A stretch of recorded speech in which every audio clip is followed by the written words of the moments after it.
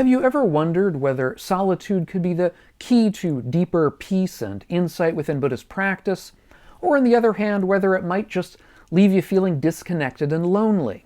In early Buddhism, solitude is often praised as key to gaining clarity and insight into reality.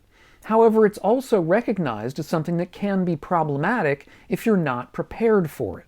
So when is solitude beneficial for us, and when might we do better to be in community? So in this video, we'll explore some of what the Buddha had to say about solitude, its benefits, its challenges, and how we can find a good balance between looking for solitude on the one hand and community on the other.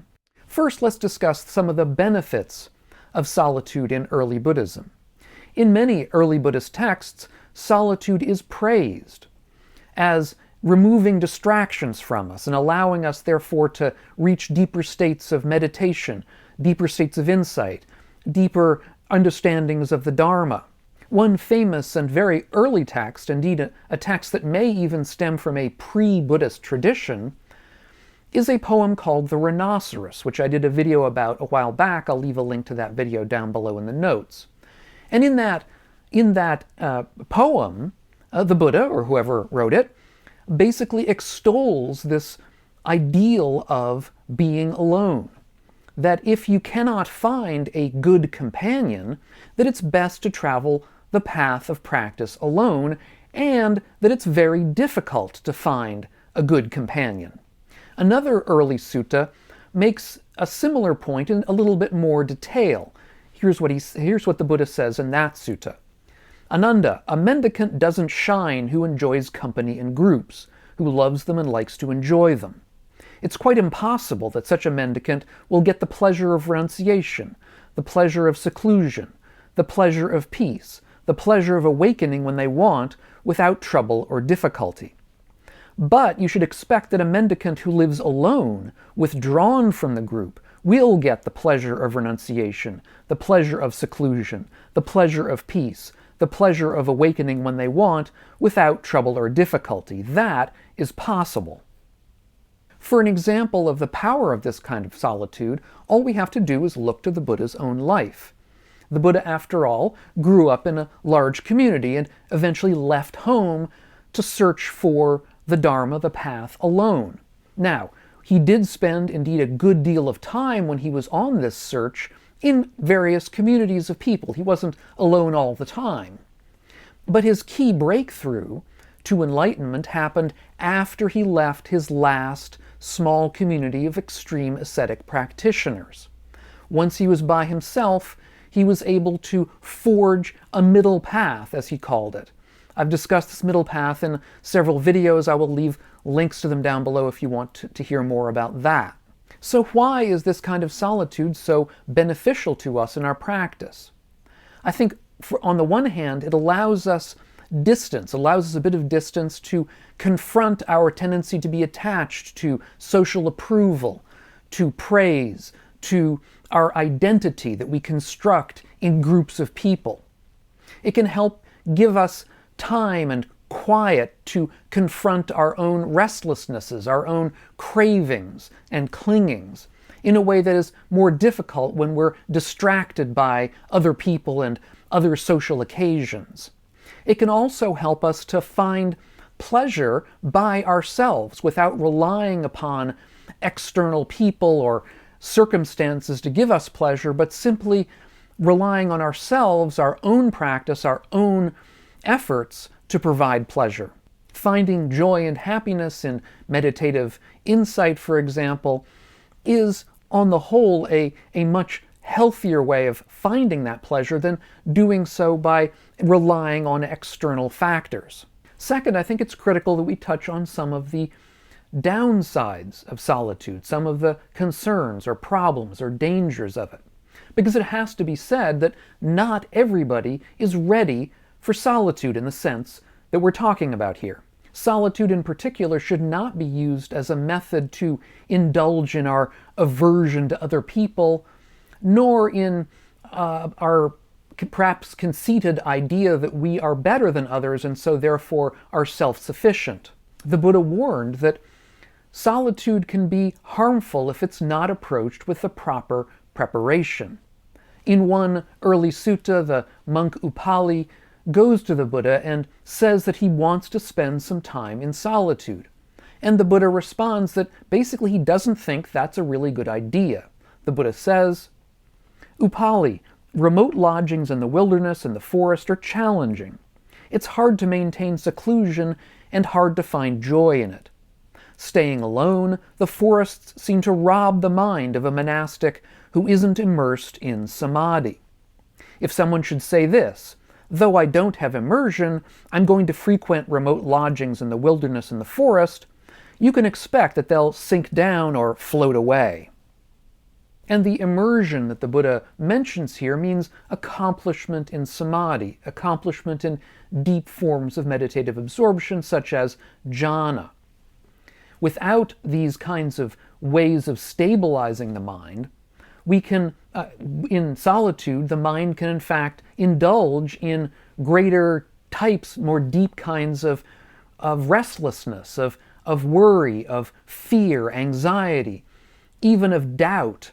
Solitude can also lead to feelings of isolation and loneliness that can be demotivating.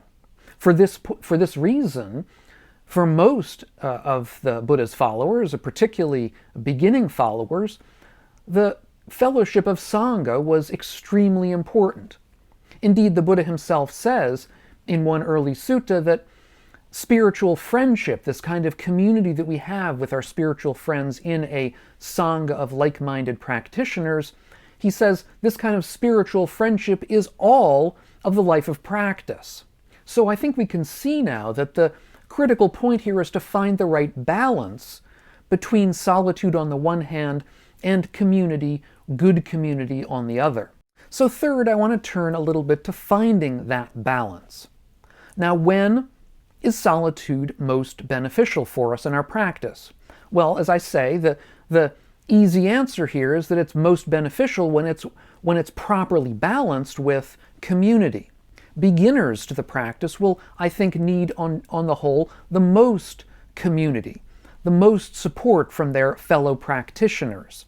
However, even a beginner, a relative beginner, can gain some benefit with short periods of solitude in order to deepen their mindfulness practice or engage in sort of somewhat deeper states of samadhi or concentration.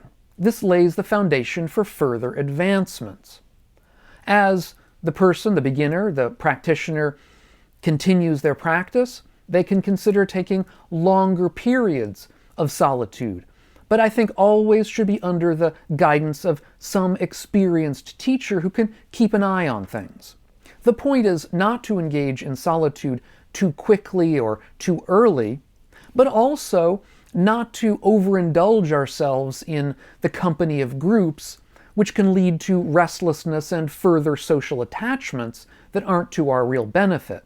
This balance that we strike will also, I think, depend strongly on whether we are lay people or monastics, or perhaps lay people with the funds, the ability to spend on lengthy times of solitary practice, which most of us will not be able to do.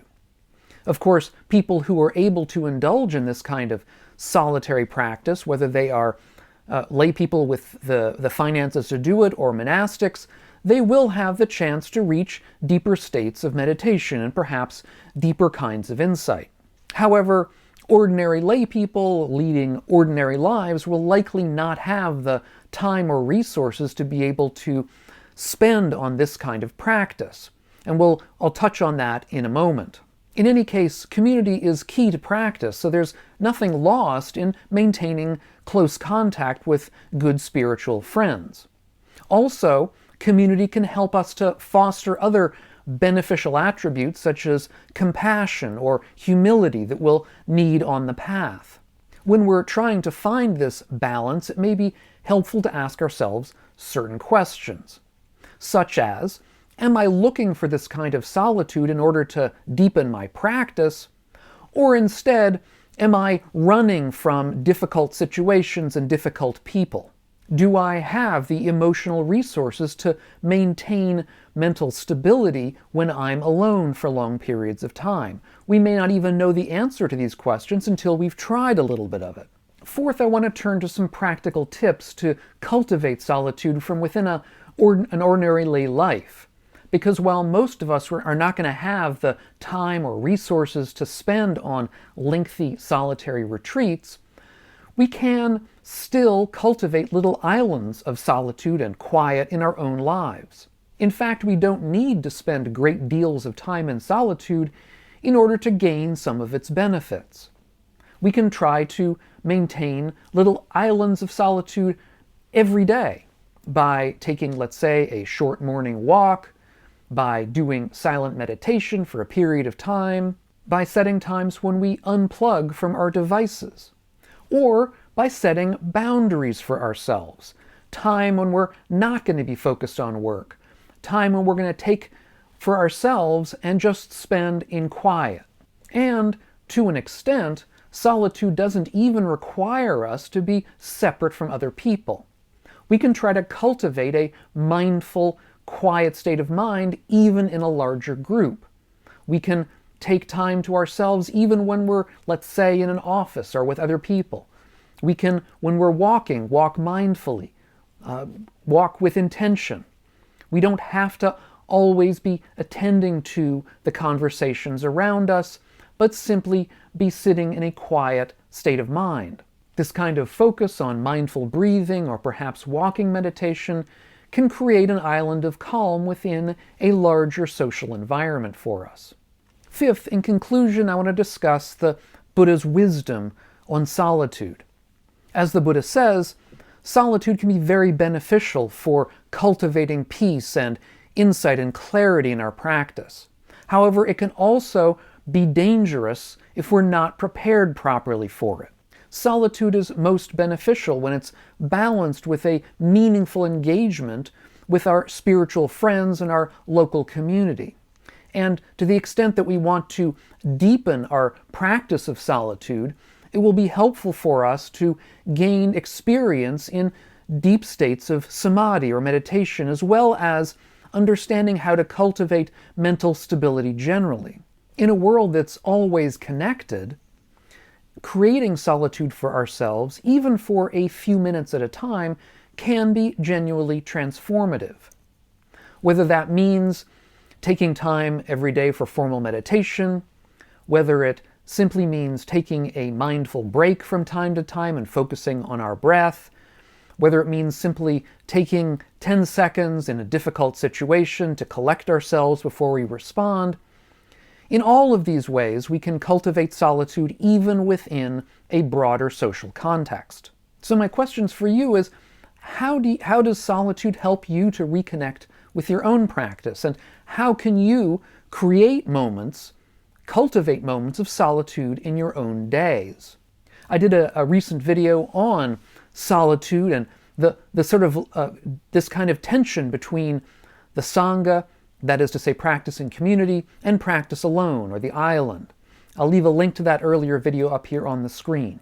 If you're getting something out of these videos of mine, consider taking a look at my Patreon page, which is linked up here as well as down below in the notes, and see if you want to help support the channel and the work that I'm doing.